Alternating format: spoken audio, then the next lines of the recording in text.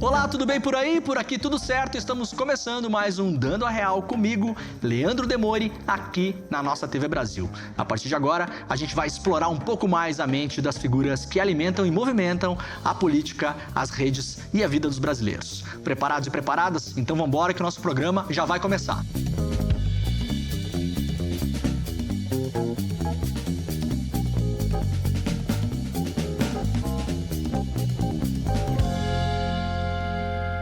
Olha, o meu convidado de hoje organizou um conceito que se tornou popular no Brasil nos últimos anos: o pobre de direita. Claro que ele tirou o debate da espuma da internet e levou para a ciência política. Afinal, o que faz com que pessoas de baixa renda apoiem políticas que beneficiam apenas os muito ricos? O meu convidado é autor de diversos livros que estão entre os mais vendidos do país, como A Elite do Atraso, A Classe Média no Espelho, A Ralé Brasileira e, claro, O Pobre de Direita. Gessé Souza, muito bem-vindo, meu caro. Obrigadíssimo, querido. É uma enorme alegria estar aqui contigo, Léo. É uma honra. Gessé, vamos organizar para a gente já tirar a confusão da frente, porque esse conceito muitas vezes causa inflamação na internet.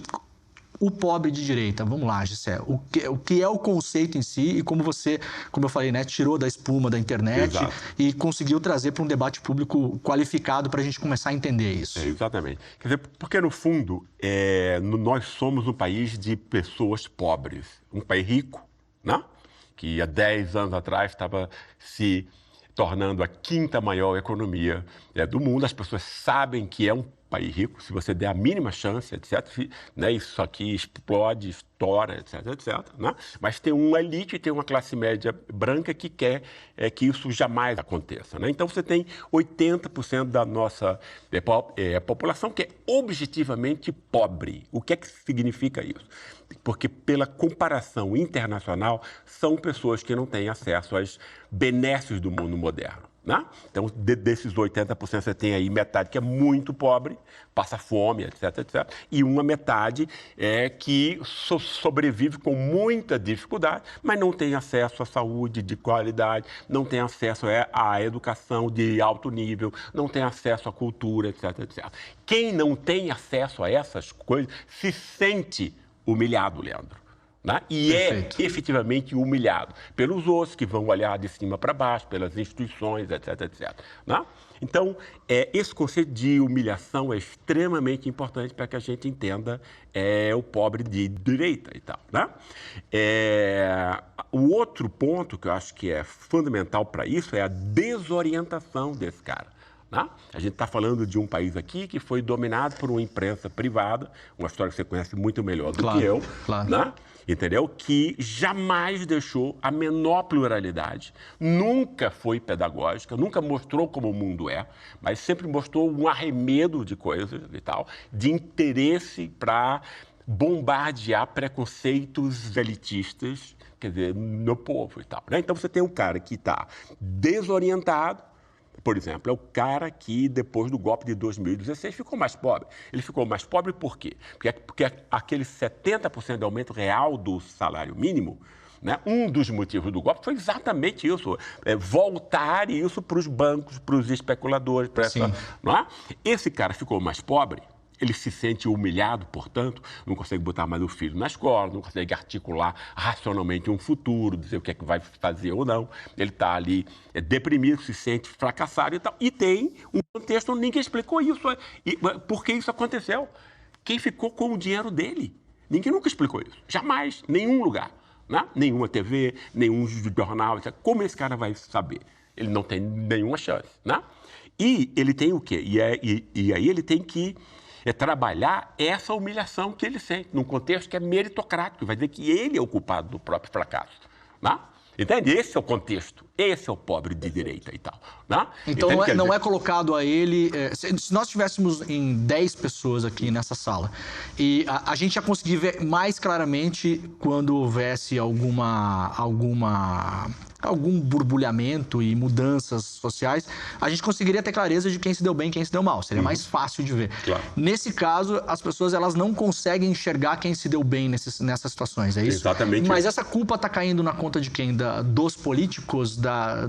Aonde vai essa culpa? Quem esse cara culpa no fim do dia, assim? Pela vida dele não tá dando certo, entre aspas. Exatamente. Como ninguém explicou a verdade para ele, ou seja, você não tem, você tem confusão, né, na cabeça. Aí você pode dizer, como os brancos pobres que eu entrevistei, eu peguei 2 grandes grupos aí, né? Quer dizer, me interessou pegar o quê? Qual é o segmento social suporte da extrema-direita, de Bolsonaro, etc, etc. Né? O que isso significa? Né? Tem sempre, em qualquer liderança religiosa, política, né? Quer dizer, se o cara foi presidente da República, ele vai ser votado em todas as classes, claro, óbvio. Claro. Né? Mas tem sempre um segmento que é aquele que se identifica de modo intenso, né, e amplo e tal. Perfeito. Quer dizer, e aí você tem que ver por quê. Isso aconteceu. O voto da classe média branca, etc., não elege nem senador hoje em dia. Perfeito. Então você tem que ver o povo, né? Quer dizer, como é que você consegue essa cisão popular, né? O que foi que aconteceu? Por exemplo, tanto a extrema quanto a pregação evangélica nadam de braçada nisso, né? Entende? Quer dizer, vão dar esse cara o quê? Vão dar a ele uma noção de que vão explicar, por exemplo, no Sul, né, o culpado é o nordestino, que faz filho, vai para o Bolsa Família. 100% das pessoas que eu entrevistei no Sul e em São Paulo, 100%. O culpado é o nordestino. Né? Ou seja, o cara está mais pobre e acha que o dinheiro dele foi roubado pelo Bolsa Família e tal. A gente trabalha e manda dinheiro para o Nordeste. Exatamente. Isso é uma coisa de décadas, né? Pois é, e nunca exatamente. se dissolveu na opinião pública. E que é racismo. Quer dizer, isso tudo, no fundo, a minha tese, né, é de que de 1930 para cá, com Vargas, né, porque Vargas vai montar a primeira revolução antirracista entre nós. Né? Isso quase nunca é percebido. Né? Antes de 1930, isso aqui era um país abertamente racista. Né? Dizer, quando o negro é a lata de lixo, é o criminoso, é não sei o quê, pará. Quando Vargas entra e diz, não, né, a contribuição dos negros é exatamente o que nos individualiza, é o que é legal na gente, é a música, o samba, o futebol como praticado pelos negros, etc. Ou seja, Vargas usou uma máquina de propaganda extremamente importante. O que foi que Vargas fez, que é muito pouco notado? Ele pegou esse negro que estava no lixo e disse assim, olha, você não está aí, meu irmão, você tem contribuições a dar, você é gente, você... Entende? Quer dizer, é o processo de inclusão popular que foi montado, industrialização, etc., sindicatos, etc., tinha essa função. Né? Isso acabou com o racismo? Não, mas ele mitigou o racismo explícito na esfera pública. Né? Então, você não pode mais ser racista. Né? Então, você não pode... O afeto racista continua no peito, mas você não pode expressá-lo. Sim, frontalmente você não pode mais falar, isso aqui é coisa de preto, por exemplo, que era uma coisa corrente há 1000 anos atrás. Exatamente, né? Isso. Né? Mas aí, se a gente compreende as máscaras que isso assume, a gente vê que o racismo continua sendo o núcleo de toda a vida política e social brasileira. Um exemplo, né, a corrupção. Ou seja, quando você tinha... Quer dizer, por que você vai montar preconceito? Por que para a elite é importante que tenha preconceito contra o próprio povo? Né? Quer dizer, é uma questão importante, porque não é assim na maior parte dos lugares. Não, a elite que odeia, despreza o povo, etc. Porque ela quer o Estado. Ela quer o Estado para quê? Para roubar. É isso que a elite faz. Né? É um roubo planejado, montado, de dívida pública que você não audita, juro que você joga nos ares e tal, para os contratos retirar das suas empresas com o poder público, isenção fiscal, empréstimo de baixo custo via bancos estatais. Exatamente. O negócio da elite é o Estado, é a política. Esse pessoal não produz nada, não produz um parafuso hoje. Né? Para manter o poder de Estado, ele precisa o quê? Que criminalizar o voto popular. Né? Todas as vezes que negros, mestiços e pobres, inadvertidamente, pelo sufrágio universal, conseguirem pôr alguém no comando do Estado, essa elite precisava de quê? De uma substituição para o racismo racial, né, que fazia com que negros, pobres, mestiços sequer tivessem direito a votos antes, né? Mas agora dentro de um contexto do voto, para você criar uma cultura de golpes de Estado. toda vez que vier um líder popular que queira inclusão popular, você vai ter um golpe de Estado. E teve realmente, nos últimos 100 anos, em todos os casos, sem nenhuma exceção. Né? Para isso, você precisa culpar o próprio povo. Negócio. Então, o tema da corrupção vem exatamente ocupar esse lugar. O tema da corrupção é a máscara perfeita para o racismo racial brasileiro, que não pode mais se expressar de modo direto. Ele vai se expressar por máscaras. Né? Porque quem vai ser visto como povo corrupto, ou seja, inconfiável, você desumaniza. Então, você diz, você é corrupto para alguém, você está desumanizando essa pessoa. Então, o estatuto da moralidade é o principal do espírito, etc. Se você retira isso, é um animal. Entende? Inconfiável, você não quer nem tocar. Né?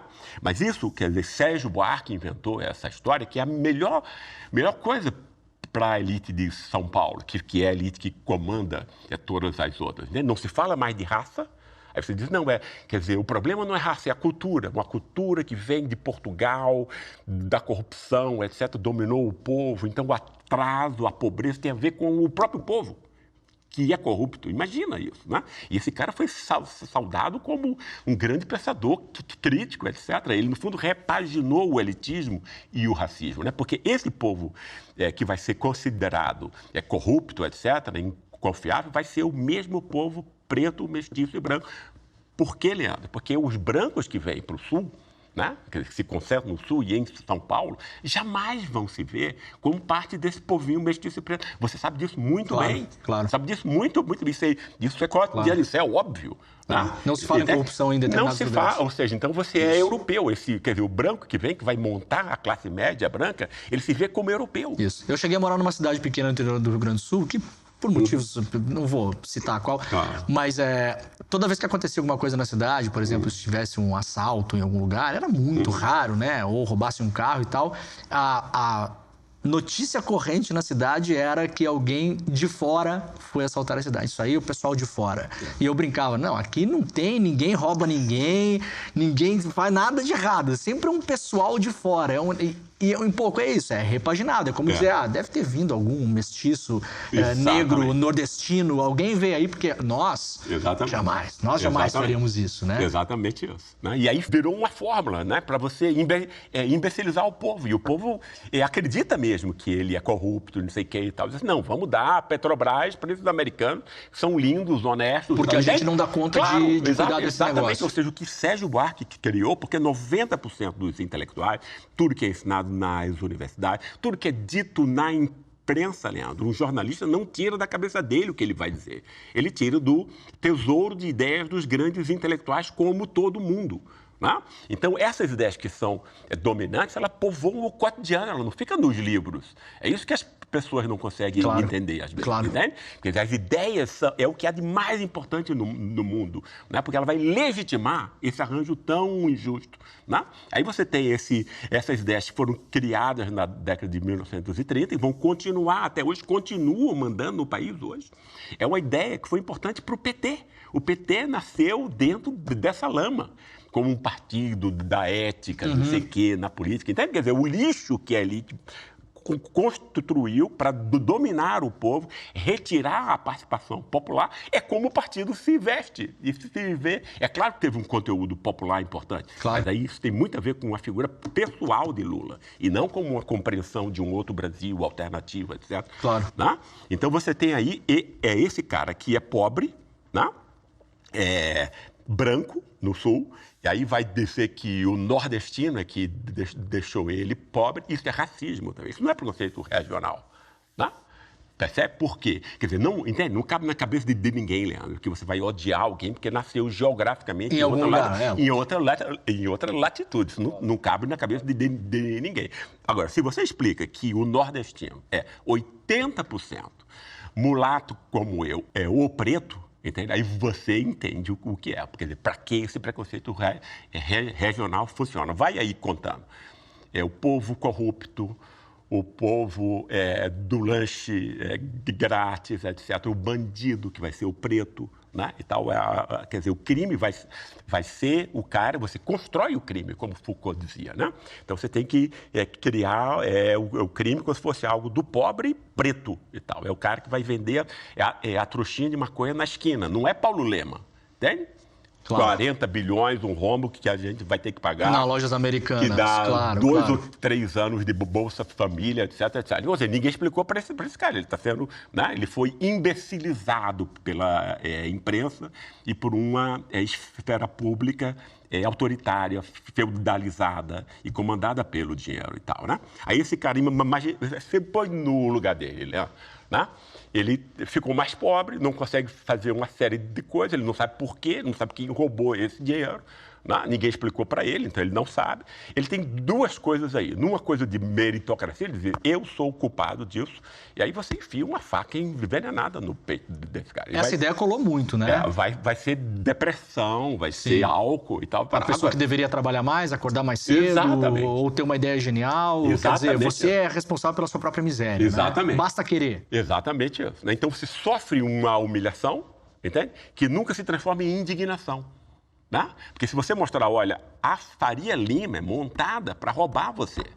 Né? Aí tem, quer dizer, o que está por trás dos bancos brasileiros são especuladores americanos que estão se aproveitando disso, o câmbio, não sei o que e tal, e a roubo constante e tal. Né? Mas como ninguém nunca explicou, ele tem essa faca aqui, e aí vem a extrema-direita e a pregação evangélica, são casados nisso, né? E dizem para ele, não, irmão, tira essa faca do seu peito.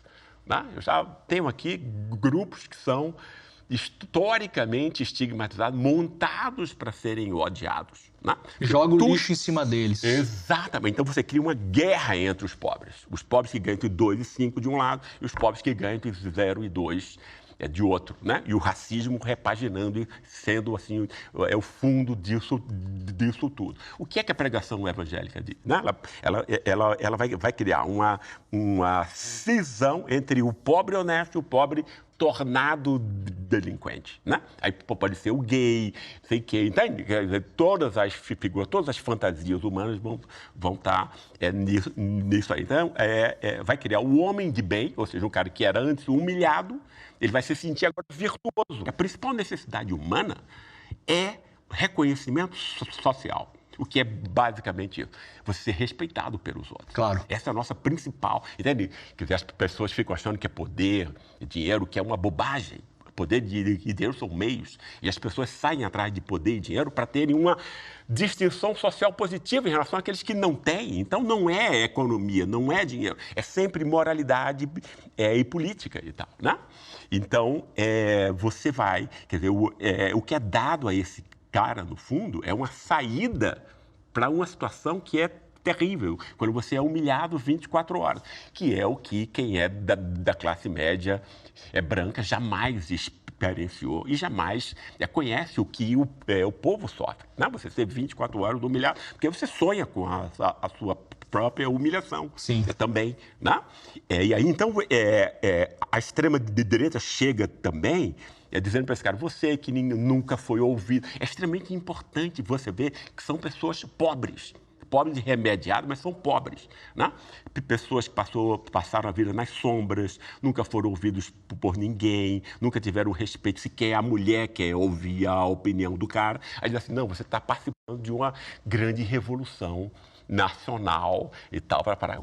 Como você vai retirar isso desse cara? Né?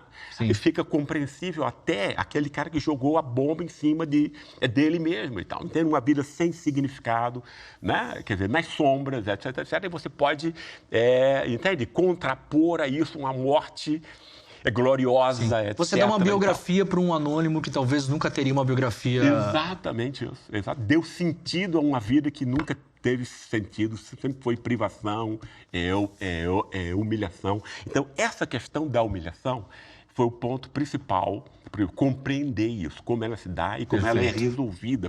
Porque as outras questões, as outras respostas a essa questão eram muito ruins. Você dizer que é minion, é burro, não sei o que e tal. Ninguém é burro. Todo mundo é inteligente. A diferença de inteligência entre os seres humanos é mínima. Então, não é inteligência. A questão é, por que o cara vai sacrificar o intelecto dele? Em nome de quê? De que necessidade? Essa é a questão, percebe? Em que lugar se a gente pegar, por exemplo, acabamos de ver a posse do novo presidente dos Estados Unidos, o Donald Trump. E tem uma foto ali que é emblemática, que, aliás, ela desnuda o que já se sabia, mas, obviamente, ali fica muito mais explícito, porque são pessoas que chegaram ao poder justamente usando esse discurso antissistema e puxando essa galera da massa junto, né? Vamos lá, vocês se sentem humilhados? Eu, Elon Musk, também me sinto humilhado. Eu, Donald Trump, também me sinto humilhado. Então, nós somos o antissistema. Aí você tem a foto da posse. Você tem todos os tecnofeudalistas lá, todos os grandes chefões do Vale do Silício, pessoas que acumularam a maior quantidade de dinheiro da história do capitalismo, as empresas mais lucrativas da história do capitalismo, superaram em muito já a indústria petrolífera, de automóveis, é realmente algo nunca imaginado, empregam pouquíssimas pessoas, lucratividade extremamente alta, a fortuna de cada um deles ali o valuation das empresas é igual ao PIB da Alemanha, o outro é igual ao PIB de Portugal, o outro é igual ao PIB da Espanha. Estão todos juntos ali em um governo que agora vai virar praticamente uma plutocracia sob interesses dessas próprias empresas. O que faz o cara que está com a bunda pregada no Uber 14 horas por dia achar que esses caras vão salvar ele da miséria? Por onde passa essa... Ou por que ele não entende que esses caras são os culpados da miséria dele também, em boa medida? Porque ele foi manipulado a vida inteira e só ouviu mentira. Entende? Toda informação e todo conhecimento ele é mediatizado. Né? Não existe, né? Ninguém tem acesso a nada se não for por um livro, por um jornal, por um filme, por não sei o quê. É sempre uma mídia. Os filtros. Né? Os filtros. Perfeito. Né? Tá? Se esse filtro jamais... Porque isso foi um projeto, Leandro, articulado já há bastante tempo. Desde 1971 se monta a extrema-direita americana, que é diferente do fascismo italiano. Né? No fascismo italiano e no nazismo alemão, o grande inimigo era a esquerda, era o marxismo, era o comunismo, etc. E tal. Para a extrema-direita americana, não é. São os acordos civilizatórios básicos que foram construídos nos últimos 5.000 anos de cultura. Entende? É você diferenciar verdade e mentira, o belo do feio, entende isso? Quer dizer, o que a espécie aprendeu com muito suor e sangue e tal. É isso que tem que ser destruído, né? Você tem que refeudalizar a esfera pública e tal, que é exatamente o que está acontecendo, essa coisa do tecnofeudalismo explicita isso, em cima de monopólios e tudo. Né? E você manipula o público. Ou seja, aquilo que quer dizer, não à toa, quando é o neoliberalismo e o capitalismo financeiro, os dois são a mesma coisa, né? Se instaura em 1980, o que acontece em 1990? Se compra a imprensa, o resto de imprensa pública que existia no mundo. Murdoch foi exatamente isso. Vou comprar coisa aqui para ter agora essa imagem liberal, etc. Sim. Aliás, Rupert Murdoch estava na posse do Trump. Olha aí. Na missa, na igreja. Se fecham. Estava lá, isso. Vamos enganar o povo, vamos manipulá-lo. Dar a impressão que ele é livre. Tal, né? Sim, não por acaso o dono da Fox News que criou a figura do Trump, né? Pelas entrevistas que a gente consegue ler no livro, essa manipulação, ela passa pela ideia de convencer as pessoas, ou, de fato, elas estão convencidas, muitas das pessoas, estão convencidas também de que elas podem ser os próximos bilionários? Você sentiu que há essa confiança das pessoas, ou é um véu de engano que elas docemente compram porque a vida fica mais leve se você comprar esse engano? Claro, muito bem posta é a questão. Veja bem, Leandro, se você é muito pobre, se você sofre, né, você vai viver a sua vida na fantasia. É assim que os humanos fazem. Né? Para tornar palatável a única vida que se tem e tal, né? Então, você vai montando coisas, esperando as mais abstrusas e tal, né? Max Weber, que é um pensador que eu, enfim, gosto muito, me ajudou muito, etc. Ele dizia uma coisa assim, a necessidade de sentido, dar sentido ao mundo, porque nós não somos abelhas. Leandro, a gente não recebe um DNA que vai montar o nosso comportamento. Né? O nosso comportamento é motivado por ideias, quer a gente tenha consciência disso ou não. E essas ideias já entre nós, pela socialização familiar, o pai e a mãe que entram na gente, etc, etc. Né? Aqui entre nós, quer dizer, entende? Eu acho assim, se entrar conteúdo alternativo de alta qualidade que vem sendo produzido por esses excelentes jornalistas que nós temos, você é um deles, etc. Isso provocaria uma mudança no país, se isso chegasse na periferia, no interior, etc. E tal. Eu tenho certeza disso, entende? Né? Teria efeitos transformadores, mas o pessoal jamais ouviu isso. Né? Então, você tem aí um contexto onde você tem fantasias que são montadas e tal, e o cara é completamente dominado por elas. Perfeito.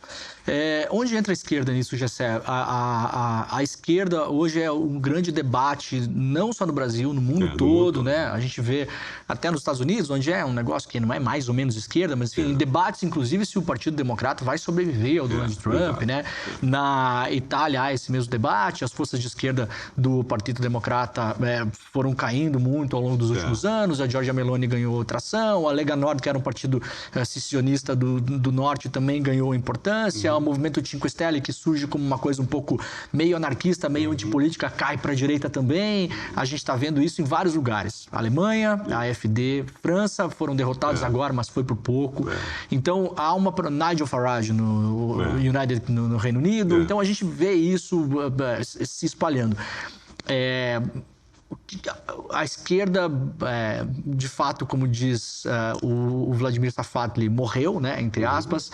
Ela foi atropelada pelas circunstâncias históricas do tempo. O discurso venceu e não consegue mais entregar para as pessoas. Onde está isso? Porque, só para terminar a pergunta, a mim parece que dentro desse frame que você coloca, as pessoas... Tem uma palavra que fica piscando na minha cabeça, que eu vejo direto em rede social, e que tem tudo a ver com a nossa conversa, que é prosperidade, né? Então, milhões de pessoas, elas estão atrás de prosperidade. Seja lá o problema que elas tenham na vida, ela pensa nisso, em prosperidade, e codifica isso das mais variadas maneiras. Pode ser ficar muito rico, ou pode ser só trocar de carro, ou morar num bairro que tenha água encanada, né? Isso é a pessoa prosperar na vida. A esquerda hoje te parece que tem um discurso que é um pouco anti-prosperidade, porque entre aspas, né, criminalizar os bilionários. Então, vocês são contra que a pessoa fique rica. Então eu não posso querer ter muito dinheiro e comprar um super carro. Você acha que é por aí essa desconexão que a gente vê hoje da grande massa com a esquerda no mundo todo? Eu acho que tem a ver aí com a pregação evangélica. Tal, né? Quer dizer, foi algo urdido, alguém tem que remontar essa história. Chega aquele papa maluco, aquele João Paulo II, né? Destrói a teologia da libertação, de quebra, destrói a Igreja Católica na América Latina, ou seja, de uma burrice enorme, né? Além de ser uma maldade enorme. Profundamente anticomunista, né? Profundamente anticomunista, né? E aí, ou seja, profundamente antipopular, no fundo, né? E aí, o que você tem? Você tem, a partir dos anos 70, 80, quando há a descida da teologia da libertação, que foi algo extremamente importante entre nós, foi, né, uma coisa muito importante mesmo. Aí você tem a entrada a terceira onda, como se chama, dessa onda que vai ser neopentecostal, né? E que é extremamente influente, inclusive nas denominações pentecostais, devido ao seu enorme sucesso, dinheiro e tudo, né? Que vão fazer o quê? Eles vão pegar a magia. O que é isso do negócio? Não, eu vou ficar rico. É a experiência mágica. Leandro, o pobre sonha. Né? Então, ele não deixou de sonhar porque ele é pobre. Ele não consegue articular racionalmente um futuro de como ele pode se tornar rico, como a classe média faz. Então, ele monta a carreira e tal, vai parar, eu vou começar aqui, daqui a 20 anos vou comprar casa, vou não sei o quê e tal, vai parar. Tem a vida mais previsível, né? Você constrói racionalmente o futuro. Você tem um pensamento prospectivo. Claro. Né? Que é a coisa principal para uma personalidade. Se você não tem pensamento prospectivo, você não tem futuro. Né? Porque o futuro é difícil para todo mundo e tal, né? Se você sequer pensa o futuro, sequer planeja o futuro, então você não tem futuro. Se você é um ferrado, você tem que criar o futuro meio no truque do mágico. Né? Na magia. Né? Que é exatamente o que o neopentecostalismo vai dar. Entende? Quer dizer, o que foi que o neopentecostalismo fez? Porque tem uma pitada de racismo aí, inevitavelmente, como tudo que acontece